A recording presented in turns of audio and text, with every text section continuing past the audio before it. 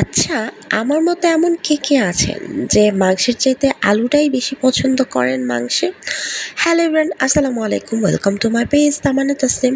অনেকদিন পর আজকে একটা ছোট্টখাট্ট রান্নার ব্লগ নিয়ে চলে আসলাম।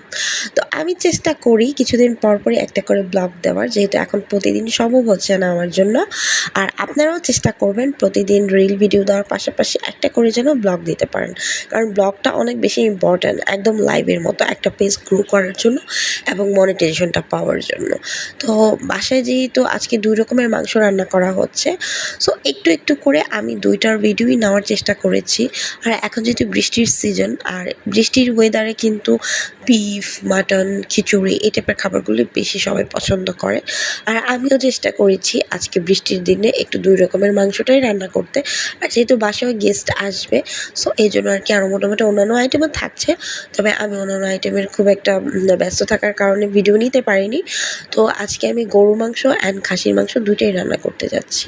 অ্যান্ড গরুর মাংসটা আমি কাঁঠালের বিচি অ্যান্ড আলু দিয়ে রান্না করবো, আর খাসির মাংসটা জাস্ট আলু দিয়ে, মানে দুইটাতেই আলু থাকছে, বাট গরুর মাংসে থাকছে কাঁঠালের বিচির সাথে এক্সট্রা। আর এখন যেহেতু কাঁঠালের বিচি বাসায় অ্যাভেলেবেল, আর আমার শাশুড়ি মাও কাঁঠালের বিচিটা পছন্দ করে, তো উনি চেয়েছিল যেন গরুর মাংসটাতে একটু ভিন্ন টেস্ট আনা যায়। তো কাঁঠালের বিচিটা আমি দিয়েছি আলুর সাথে। যারা আলু পছন্দ করে তারা আলু খাবে, আর যারা কাঁঠালের বিচি পছন্দ করে তারা কাঁঠালের বিচি খাবে।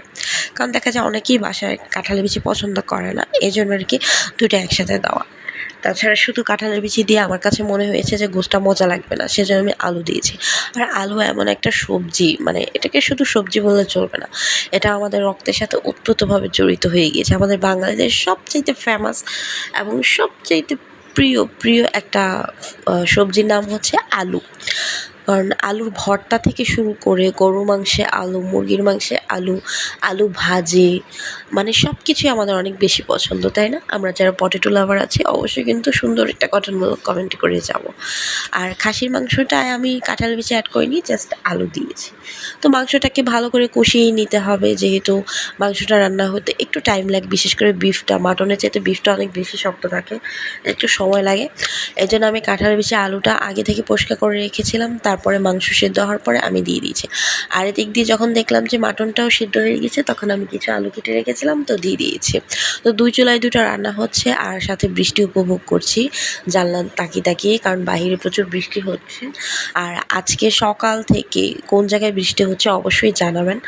আর আমাদের ঢাকাতে তো প্রতিদিনই এখন বৃষ্টি হয়, আর রাস্তায় তো পানি জমে আছে। জানি না এবছর বন্যা হবে কিনা, তবে শুনেছি যে এই বছর নাকি একটা ঘূর্ণিঝড় এসেছে। তো